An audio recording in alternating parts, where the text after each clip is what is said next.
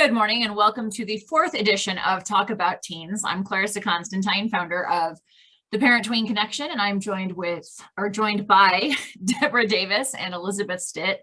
We have put together this series of workshops together. We are all veteran educators in different aspects of education, and Deborah's out in Connecticut, I'm in Colorado, and Elizabeth is in California, and we all have clearly an array of geographical backgrounds, professional backgrounds, and we're excited to have this workshop for you.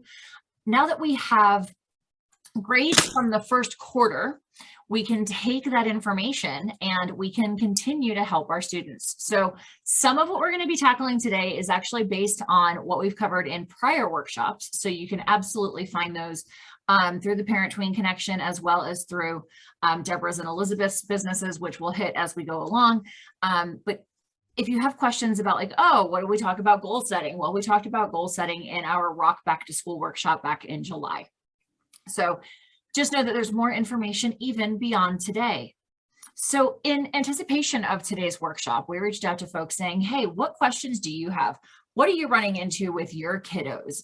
And so some of the questions that we received and some questions that we've just heard over the years look like this. Well, what if there's a problem actually going on? How do I keep my kid from feeling badly about her less than stellar grades, perhaps? But what if my kiddo's grades are good, but he's actually just super anxious and super stressed all of the time? What if things are good? Should I still bother having a parent-teacher conference? What's the value in it if my kid's doing well? How do I keep my kiddos organized, especially in the middle school realm? This is something I know Elizabeth is passionate about. And then on my end, with the college admissions process, where do I even begin? For a lot of families, mom or dad may not have gone through a traditional quote unquote four-year collegiate experience. Maybe they didn't go to college here in this country.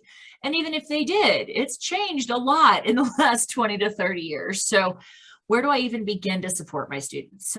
Welcome back to our next segment, which is going to be led by Deborah Davis, and I have the pleasure of introducing her. Deborah is fabulous, and don't let her long list of accomplishments intimidate you, because she's also a ton of fun.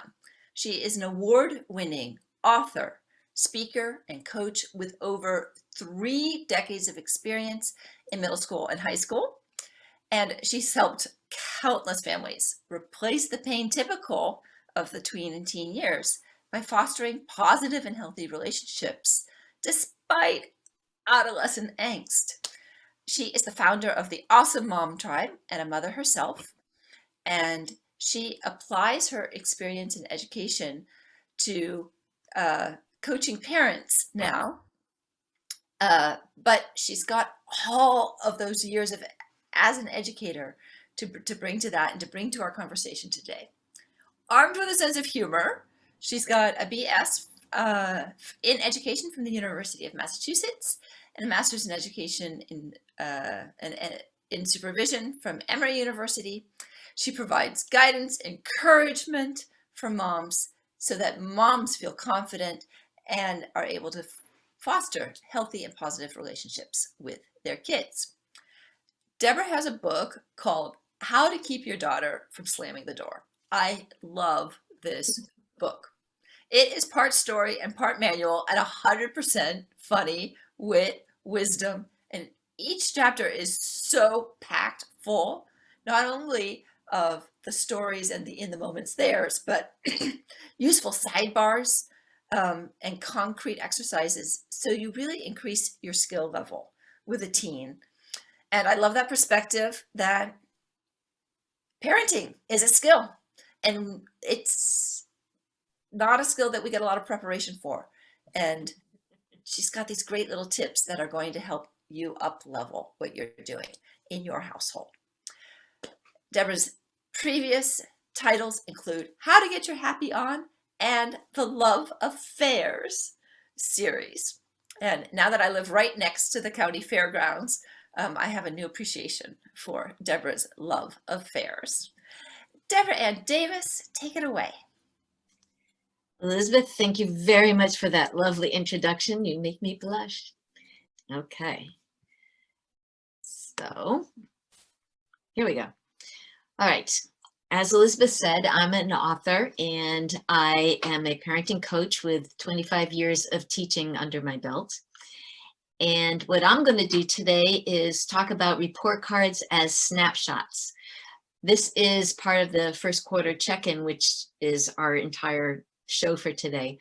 But I want to talk about report cards as snapshots because I want to minimize their importance, because right now report cards are capable of doing massive massacres of kids' self-worth. And I want to put an end to that.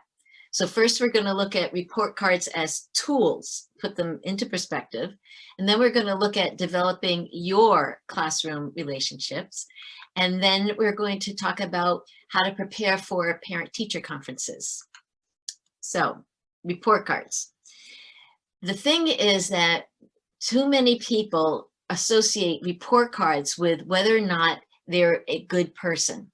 And a good report card means you're a good person, and a bad report card means you're a bad person. And that's just not true. They are just snapshots about your teenager's life in school. And they are just a peek at what's going on 4 times a year. 4 peeks, that's all it is. So if you really want to know what's going on, you'll understand it after we get through what I'm covering today. I'm going to start with something I covered in the second episode of the series. It's called The Inner Game of Tennis. And I'm sharing this with you because this will help you become an objective observer for your report card reveal. So every tennis game has 3 people. You have player A and player B, and then you have the ref. So we have this tennis match going on where the player A serves the ball and it hits the net, and player A watches the ball go out of bounds. Player A gets totally frustrated and smacks himself on the head and says, "Oh, you idiot, how could you have let that happen?" and throws his hands up in the air and says, "I'm quitting tennis." Player B is on the other side of the net, watched the ball go out of bounds, and is sitting there going, "Woohoo, I am so good at tennis," even though player B didn't do anything. And then you have the ref. The ref watched the path of the ball as it went out of bounds, and the ref says the ball is out. The ref is being analytical and objective and is not being tossed and turned emotionally by what's going on with the people around him. Everybody has some player A and some player B in them, but you also have some of the ref in you. The objective is to bring your ref person, your inner ref, to the surface so that you're not being jerked around by other people's emotions and your own emotions. So that's especially, excuse me, that's especially important for people when you're looking at the report cards. Excuse me. Thank you.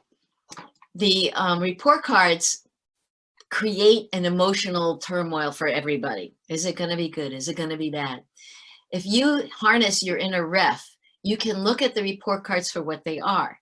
Tools with information that you can use to make your child successful in school. So if you're going to be a person who handles the report cards in the right way, then you need to have a 3-pronged mindset, because the report cards in the proper hands are a very powerful tool. Now, report cards in high school are different than report cards in middle school. In high school, they're starting to track how you're doing for your graduation. So you want it to be something that you can harness the power of in a strong, positive way. So first thing is that no matter what is going on with the report card, it cannot interfere with your love or your regard for your child. You need to know that, and more importantly, your child needs to know that. Grades are only bits of information. That's it, just information. And you can take that information and you can help tweak it to help your child reach success. So if things are not mastered yet, the report card will show you that, so you can provide some support. If things are being mastered, then your report card is showing that, and you are on the path to helping your child be successful. The third thing that you have to convey to your kids is that guilt and blame, none of that negativity is appropriate. It is completely 100% destructive. So if your child looks at the grades and think they are a reflection of who your child is, then that is something you need to change. And that was what this discussion's about. And it isn't just about how your child perceives it, it's about how parents perceive it. So many parents think good grades equals a good parent, and bad grades means it's a bad parent. No, no, no, no, no, no. That is absolutely, positively not true. Reality is, if you're thinking that, then your kids are thinking that. And your child is so worried that if you're disappointed in them, that you're not going to love them the same way. And that creates anxiety.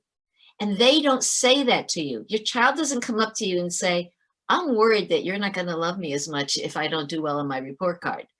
They hide that, and it's quietly festers inside them, and it messes with their self-worth. If you tell them that well, first of all, I'm going to say you need to tell them right away that that's not true. That's the first thing. The second thing is to keep your objective clear in your head, that you want your kids to enjoy school and you want them to succeed in school. And for that, you use the report cards as indicators. They are not descriptors of your child's value. So you want to go to your child and you want to say something, and I'm talking teenagers here. So middle school, elementary school, all of them, everybody. You want to say something like, I love you because of who you are, not because of what you do. Your grades have nothing to do with my everlasting love for you. They're just tools that tell me what you haven't figured out yet. That's, Elizabeth, the word yet. I love the person you are, no matter what. Even when you make a mistake, or if you do something you shouldn't, or if you get mad at me, I will always love you. And then you reinforce that message every chance you get. You want to keep your eyes on the goal. The goal is to look at the process, not the grades. The grade is just a snapshot, a moment in time. The process is what you want to bring along and nurture. So you definitely want to examine the preparation that was put into whatever grade they received. And this goes for tests or projects. And then you want to look at the process that they do. You definitely do not want to be laying down blame or shame about the grades. There's nothing wrong with what they've done. It is a representation of where they are at. And the purpose of the report card is not to reveal a personality flaw. The purpose of the report card is so that you can learn through discussions with your kids. And when you have those discussions with your kids, you will be able to build success. So your job is to help your child, your teenager, learn about their inner ref so they can harness the inner ref and look at things objectively. That will decrease their anxiety. That will decrease the imposter syndrome. So if it's report cards time, then it's discussion time. That's all there is to it. It is time to talk. What you want to do is have your questions ready ahead of time. If you prepare your questions, and I'm going to give you a set right now, then you will be able to understand what is going on with your student. That understanding is power.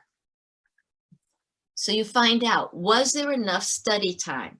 You don't say, what grade did you get? You say, was there enough study time? What did you do that made you successful? If you could go back in time, what would you change? That's a really powerful question. What could be done to make it better for next time? How would you rate your understanding of the material? Notice that none of these talk about the grade. It is all about the process. This is analysis, and this is neutral, and this has no blame, no negativity. This is about reflection. So report cards are being brought home today. Before you look at the grades, before you allow them to share what they got, go over the three-prong approach. You tell them, doesn't matter what your grades are, I love you no matter what. And you remind them, grades are information. This is a snapshot of where you are at this moment. Tomorrow, it will be a different snapshot. And there will be no guilt and no blame and no negative self-talk here. You are a great person, and I love you no matter what. And we are, as a team, moving you forward. So then you don't look. Yeah, that's right. You don't look at the report card. You're going to discuss the process first. So resist temptation to open that up and look at it, and resist their urging you to look at their grades. Discuss the process first. You can discuss the process afterwards, but you will lose the impact of it. Your job is to ask questions at this point. And then you listen to the answers. You don't offer advice. You don't say what it was like when you were young. You don't react in shock and horror. You don't offer opinions. You just listen. And when you listen, you will learn what's going on with your teenager. Your teenager will reveal to you their perspective, and you will hear what your teenager thinks he or she needs, not what you think they need. So here's some of the questions before you look at the grades. On a scale of 1 to 10, how stressed are you about this report card? Why? Which is the best subject for you? What do you do to make it work? Have them analyze this. Which is the most challenging subject for you? What do you do to make that work? What's the biggest difference between those two subjects? For next quarter, what can you do to make the challenging subject less challenging? Why don't we go through the subjects and you tell me what grade you want to get on the next report card for each one. And then once you've had that discussion, you can say, okay, now we're ready to look at your report card together. So what do? You look at the grades and you say, you know, we just looked at what grades you want to have next quarter. How do you think we can make that a reality? So again, we're not focused on the actual letter grades that they got. We're focused on the process. Once you've gone through that process, you can say to them, how did you feel about your report card before we talked? Now, how do you feel about it since we've talked? And then you will let them see that this helped de-escalate their emotions. You can use the same procedure for final exams, tests, and projects. So you can go back and look at things they've done already this quarter, or you can revisit last year's final exams, because this is the perfect time to talk about last year's final exams. Nothing is hanging in the balance here. And how do you have these discussions? You go and do something with your teenager. Put on some gardening gloves and go pull up some weeds. Fold laundry together. Make some food together. Go for a walk together. This physical being shoulder to shoulder with each other while you're having a casual conversation is a metaphor for the two of you facing forward and dealing with something together. So pick a time where things are neutral and calm and have these discussions. All right, so you have figured out you've harnessed your inner ref, and you have talked through the process with your teenager about how they are doing in school, and then you have looked at the grades. So what do you do now? If the report card is showing things are going well, then check in with your kids every 2 to 3 weeks with similar conversations about the process and have them evaluate and share what's going on at that point. If your report card is showing that more support is needed, then check in with the school weekly or every other week until your child is showing that they're mastering the work.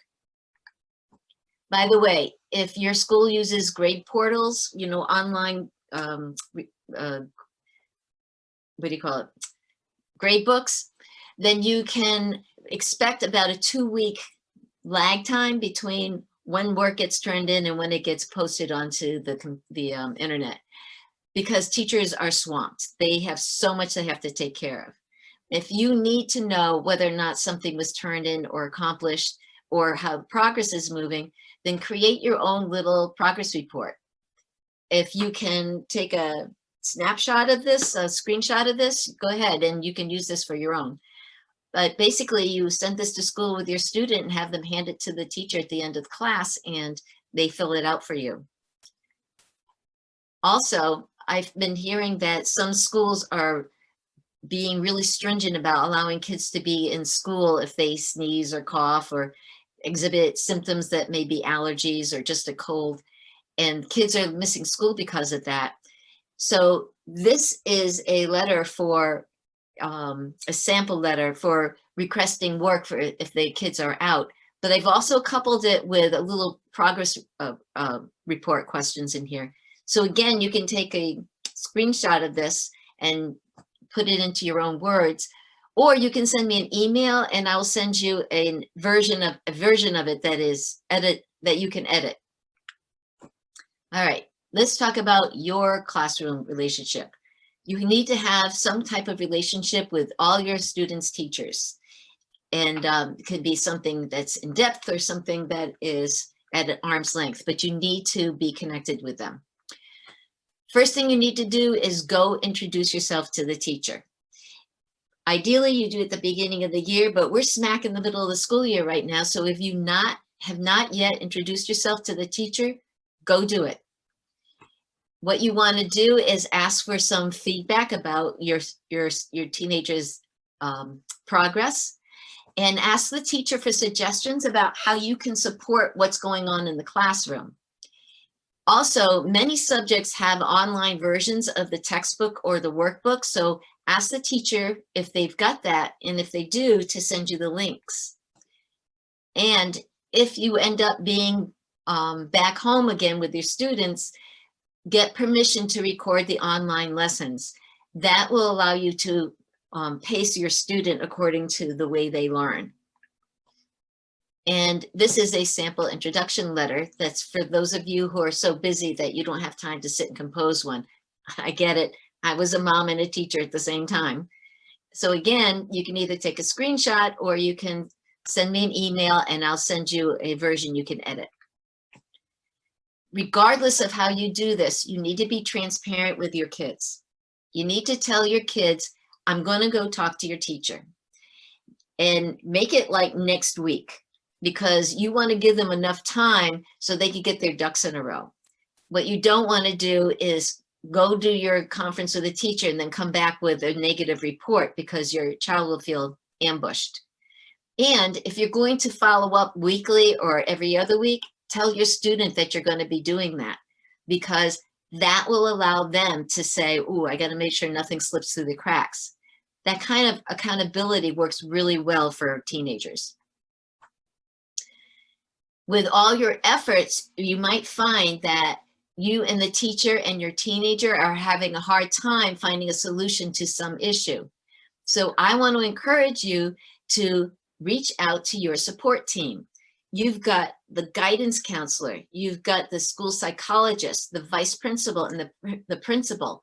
All these people are vested in your child succeeding.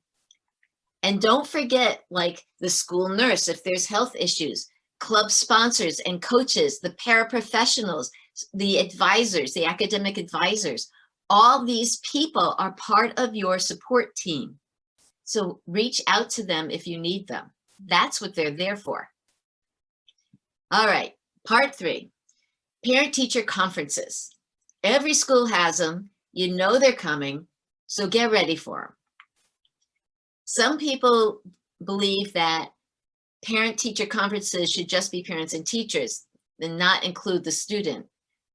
I understand that and I respect that if that's the way people want to do that, because sometimes you have to have conversations that do not involve the student. I get that. I am a proponent for having the student present, however. So I do that because for me as a teacher, I get to see the interaction between the parents and the kids. For the parent, they get to see the interaction between the teacher and the kids. If any issues are raised, the student can ask about them right then, and then there's no chance of there being a miscommunication when one person is relating what the other person said later on. So I encourage you to have your students present. And if you need to talk about something privately with the teacher, you can always pick up the phone and call them later. All right, if you're going to do the parent-teacher conference, then you need to be ready. Here are some questions. Oh, and by the way, you can go online and look up getting ready for parent-teacher conferences, and they'll give you all kinds of information. But here are some great questions to ask. How are the assignments weighted? Have the teacher explain that to you. What is the grade based on? Which skills are the most important in order for my student to succeed in your class? Does my teenager turn work in on time and completed? What strengths do you see in my teenager? What weaknesses do you see in my teenager? How does my teenager participate in your class? This will give you a picture of what's going on in the classroom. And you should have your teenager, if your teenager is going to these meetings, you should have your teenager create their own set of questions. The other kind of conferences are for IEPs and 504 teams. I want to remind you that these teams are in place to support you and your student. If you have an issue, reach out to these people. They want things to work out. So they are the ones you should turn to. After any of these meetings, you should send a follow-up letter. You can take a screenshot of this one. But basically, you want to summarize what was covered in your discussion so that you make sure there's no miscommunication. And then you want to thank them for their time. And also throw in there that if there's anything else I can do to support your efforts, then let me know, because all teachers like to feel supported. One last thing here. It's report card day. Your child is coming home to share the report card with you, and they're emotional. It could be a positive emotion, it could be a negative emotion. But the bottom line is the opening of the report card is as big of a surprise to your kids as it is to you. Most kids do not know what the report card is going to tell them. They can't tell the difference between an A- and a B+. They don't know what they did to earn either of those. Why was it an A-? Why wasn't it a B+? Why wasn't it an A? They don't understand any of that. So they're just as surprised as you are. Your job is to be the inner ref so the report card doesn't take this this emotional roller coaster ride. You want them to be steady and to have their self-worth intact and for them to understand the process. Because if they understand their process, then they will be able to make changes to it and tweak it and hold on to the parts that are strong. So to summarize, report cards are tools. So they need to be treated like a tool. It is not more than that. It is not a reflection of who your kids are, and it is not a reflection of your parenting. You need to have frequent conversations with your teenagers. The more you talk to them about process and harnessing their inner ref, the easier it'll be for you to understand process and harness your inner ref. And it will keep your emotions, instead of going up and down like that in the roller coaster, they'll be just small bumps. And you want to stay in contact with the teachers. They are your support team for your teenager. And lastly, You want to celebrate and revel in your awesome adolescent. Look how far they've come already. They have learned so much from the day they were handed to you. And most of that is due to you. So don't question what you're doing as a parent. Harness your inner ref and say, I'm going to look at this process and see how to tweak it. Thank you very much. I appreciate you coming today and listening. And if you want to reach out to me, you can email me at info@deborahanndavis.com. And also, as a bonus for being here today, you will be signed up. You'll get a copy of my monthly newsletter called Merry Meddling. And you are also entitled to a free parenting coaching session. So contact me on my website or through the email, and we will set that up. Thank you very much for coming.